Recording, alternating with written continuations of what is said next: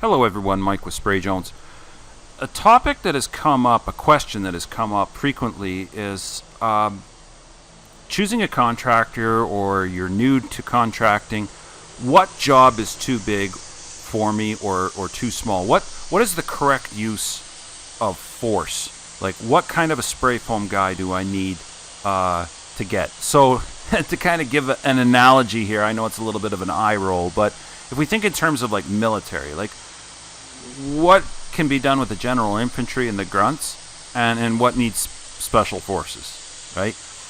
When is something needing creative solutions and technical expertise? And that's what I'm going to kind of get into today. I know it's going to be a little bit opinionated, but I'm going to draw on a lot of my experience over 20 plus years of being in the spray foam industry, and seeing different levels of contractors when I did wholesale distribution. But then in the last 17 years, what Jones has been doing, and knowing where we were sort of outmatched. You know, we took on jobs that were bigger than our ability at the time, and we learned from that. And then, you know, big or small, what have we done? So let's get into it today. I think the first thing to understand is that the average spray foam contractor with one gun, one guy on a gun, a helper, and that kind of thing, the average guy is going to cover somewhere between 1,000 to 1,700 square feet of sprayable area at 2 inches thick. Now that is just a very loose ballpark of what can be done. It represents potential, but it doesn't factor in scaffolding and working off of a lift, and then obviously the coverage rate goes way down per square feet when your thickness goes up. So a 2-inch job versus a 3-inch versus a 4-inch, and so on and so forth. Likewise, if you're working all overhead, don't expect to average 1,000 square feet. Or if you're going to be working 18 or 20 feet up in the air, don't expect to make 1,000 square feet a day. I just use the 1,000 square feet because it is a realistic number. I want to know how far over or under I can achieve that number when I'm estimating my jobs. And the reason being is this. When you get to about the 5,000 square feet mark of area, whether it's at 2-inch or whether it's at 3-inch or whether it's at 4-inch, it really doesn't matter to me too much. But let's just call it right now 5,000 square feet at 2 inches thick, 2 inches of closed cell foam. That's about the breaking point for the mom and pop smaller guys. Now there are some very, very, very talented one truck people out there, and they work their butts off. So I would never think to pigeonhole those individuals. But when you are looking at, all right, I've got 8,000 or 9,000 square feet to do, that's probably going to be a breaking point where you need to get somebody in that's got greater capabilities. And we're going to go over why. I'm not just going to make these statements and then not back them up. So if you've got a very large house and you've got 3 or 4 or 5,000 square feet of sprayable area at 3 and 4 inches of closed cell foam, you're probably going to want to gravitate towards somebody who's got multiple pieces of equipment, or they are a super high efficient spray foam guy that even though they're one truck, they've got documented experience of getting very large jobs done. So now let's take a look at why we have to really be careful who we're hiring and why this really matters. For starters, spraying foam is a perishable skill. Just like playing a guitar or any musical instrument, or playing golf, or playing any type of sports, or shooting, competitive shooting, or wing shooting, or target shooting. If you put the gun down and you're not spraying, you're going to not be sharp and not be as edgy. In musical terms, we might call this road hot. If you're coming off of playing a lot, infrequent in bars and clubs and everything, you're road hot. You're ready to go. You're tuned up. You're dialed in. You're snappy. You're quick, right? So even if I jump on the tools and start spraying foam, I'm not as sharp as my guys are that are in and out every single day. Some people don't ever have the skills. So you want to find somebody that is spraying constantly. They're not just picking up their rig because they got one job to go do, and otherwise the rig is sitting. The skills are perishable, and that leads into the major second point, which is the equipment is not going to be kept in as good a shape if it's resting for long periods of time. So You go to grab the gun and the gun's all crusted up, and it's been a while since you rebuilt it and you don't remember all the parts, or maybe you didn't, you forgot to get this and you forgot to go get that. All of a sudden you're not sharp, you're not crisp, you don't have what you need to rebuild, you don't have all of the components. Now you're trying to make something work. This all adds on to either getting ugly looking foam that's going to take a long period of time. The guys are going to be on the job a lot longer than they need to be. The results that they're getting, they're going to be frustrated. You're going to be frustrated because what they're getting is not looking good. It's not getting sealed. It's not getting even. And then you reach a point where people's frustration is, oh, to heck with it. Let's just get this thing done. And that's when you move into the dangerous class. So resting equipment for long periods of time, whether the equipment's flushed out, can really lead to problems, because you've got to get plasticizers, and if the chemical's just sitting, it crusts things up. Things aren't sharp. They aren't new. They aren't mixed. It can even reach expiry dates. So you want to be getting somebody that is constantly spraying. The equipment is constantly being used within reason. We all have periods of time where we have to sit and we're just not quite ready. So there's no shame in parking your rig for a week or two. But I'm talking about somebody that rarely pulls the piece of equipment out, right? They're swinging a hammer and then they finally go spray some foam. You've got to have the correct filtration set up. You need to have the machine ready to go. You need to have the correct support components ready to go. All your parts, all of your chemical, all of your systems dialed in.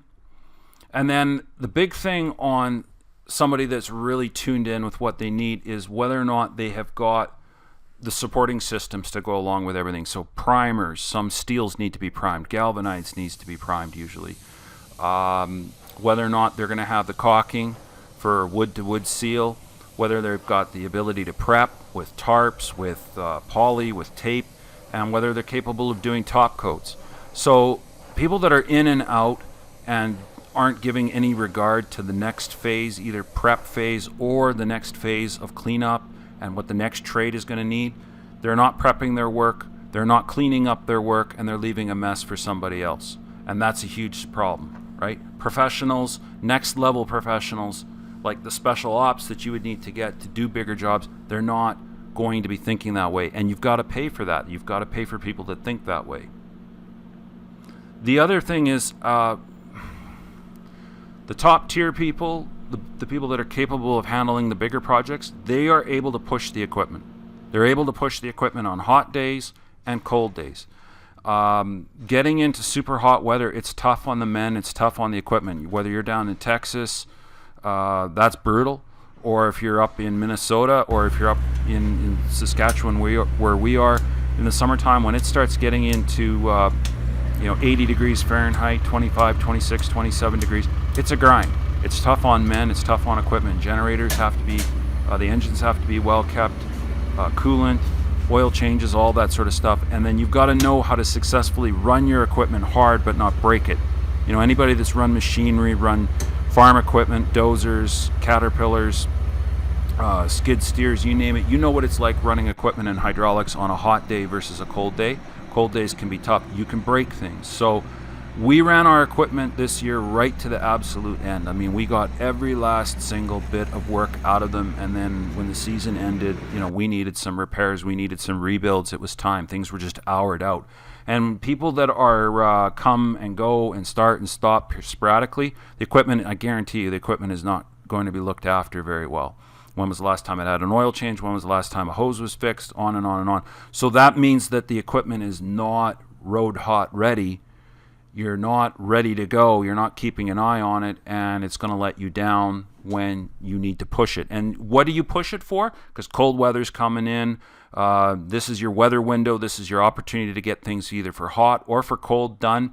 And sometimes you need to compress 3 days worth of work into 2. Sometimes you've got to put in longer days. You've got tight timelines, deadlines, trades need to be out. You need to share the lift with somebody else tomorrow. You can't be here, can't be there. You got to get this section done so the next trades can come in. These are all very important things, and sort of the top tier, next tier level people understand that. They buckle down, they get stuff done, they manage their time properly. The other thing is the more elite tiers are going to have knowledge of wiring. They're going to have knowledge of HVAC systems. They're going to have knowledge of framing. They're going to have knowledge of design variations. even how flooring systems are, and then the climatic conditions inside and out of the building. So, I mean, if they walk in and the wiring hasn't been done or the wiring's been done wrong, I'm not saying that your sprayer needs to be an electrician, but they do need to understand, hey, something's not right, something doesn't look right, something has been missed. The framing that's been done, how do we get into this corner, how do we get into this edge, this hasn't been blocked in well, if we spray this it's going to buckle, it's going to bow, it's going to twist, it's going to bend. Many times people say, hey, the spray guy came in and he sprayed this and it bulged this out. Well, it's not necessarily the spray foam guy's fault per se, it's how it was framed, it was how it was screwed in, it was how lack of screws, lack of what have you. So next level pros generally, not always, but generally will be able to recognize those things, bring them to your attention, just like, hey, this ductwork is in the way, we shouldn't do this in this order, it should be in the reverse order. We deal with that a lot.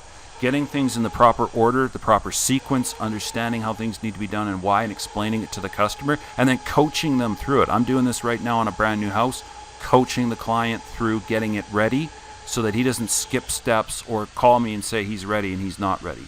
And then climate conditions. I mean, when you get into extremely cold and wet conditions, it takes a lot of diligence to stay dialed in, keep your doors closed, keep things warm, keep things dry, and actually get things done. And the pace is totally slower. You're losing 25 to 30% in what you can do in a day. So you're just going to have to plan that it's going to take longer, and that has to be priced into the jobs. The next level professionals recognize typical weak spots. We know envelope, or at least we should. We know just one thing. So we are coming in and we're taking a look at your project on where is hot and cold going to meet, where's condensation going to be developed, what things do we need to do to get the entire system to work as intended or to the maximum. That means identifying problems, weak spots, and having a plan in place to modify things. I walked into a job one time and there was no way we could get into a certain area that we needed to. So I told them, you got two choices: drill some holes that we can inject foam, or we're going to have to switch out to a different product and inject the blind spaces so that we can guarantee that we get a certain amount of material back into a cavity that we can't otherwise get into. You generally don't go to your GP, your general practitioner, for heart surgery, do you?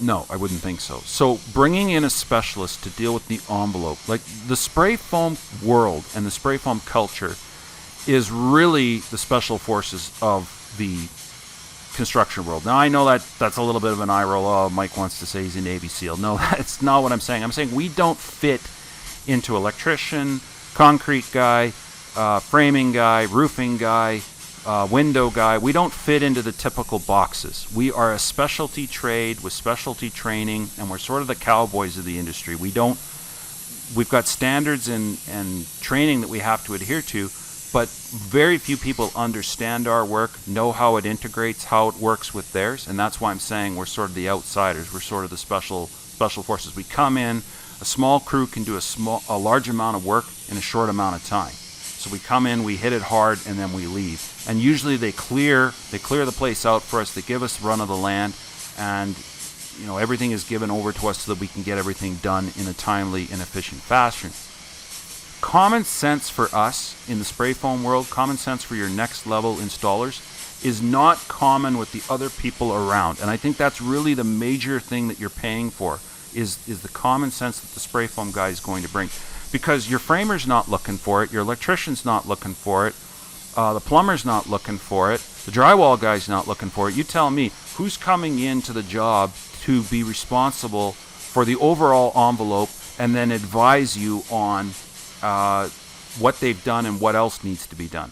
So I was at a job just yesterday where rough-in window frames had been changed. So we did up to the rough opening originally, but then inside of the rough opening alterations, they had to make some modifications, put some additional lumber in, put some additional can foam in, and that's where we were advising them where they needed to take their product and what to do. You'd be surprised how much of this stuff is an orphan. Nobody really understands it. Nobody wants to take responsibility for it, and the people that are tasked with doing it typically are inventing what they're doing as they're going along. So when you understand that we're bringing a technical background on weak spots, that we know the envelope, that we're a specialist, that we're coming in just like your heart surgeon is or your special forces guys are coming in, and that we bring common sense knowledge that isn't common to all the other trades, and the GP, or the general contractor, the GC, is not looking for these things. You get more bang for your buck. And sloppy habits create big problems. So when you bring somebody in that doesn't know, doesn't understand, isn't looking for all of these things, they're going to miss it. They're not going to understand, and that's going to create further collateral damage down the road with building science, building components, water, condensation, and lack of insulation is always going to come back to hurt you because it's closed in. It's behind brick. It's behind drywall. It's behind paneling. It's behind what have you. So you want to get as much of it right the first time as you possibly can, right? So a good crew, a next level crew, can handle more than the 5,000 square feet jobs. They can double up when need be. They've got multiple sources of equipment. You're not tied to just one guy. If he gets sick, then he can't come. He's got some extra help. He's got some extra pieces of equipment. So I'm not going to dream to tell everybody what they can and can't do. I've had enough of listening to people tell every one of us what we can and can't do, where we can and can't go, and what kind of air we can and can't breathe. But with these points that I'm telling you, start to listen to what's been said here and identify when you're talking to your spray foam guy or you're looking to take a job on, wait a second, is this something that my skill set is ready for? Be honest with yourself. You might think that you're ready, but you're not sometimes, but at the same time, you do have to push yourself a little bit as a spray guy. If you ever haven't taken something on, you're not going to ever grow and learn. It's just like lifting weights. You got to lift more weight in order to get stronger. But there comes a point where you can't run and grab the 200-pound barbell right away. You're going to have to work up with the 50-pound and the 100-pounder and so on and so forth, right? So there's incremental stages. So listen to what I'm saying, and that you can actually use these perspectives to talk to your spray foam guy, understand the answers that you're getting back, and weed out the ones that are more low level, that maybe, even though the price is better, maybe you should pay the upper price, have somebody come in that has the capability and the understanding to get things done, and it'll avoid a lot of problems on the finality of everything, and you'll get a better job, better bang for your buck, and you'll be happy with the money you spent, and not be talking about some botched job so easily. So hope this helped. I'm going to cut it off here. I think those make the good points. And click on the like and subscribe. Click on the comments. I'd like to hear what you have to say. We'll talk to you on the next one.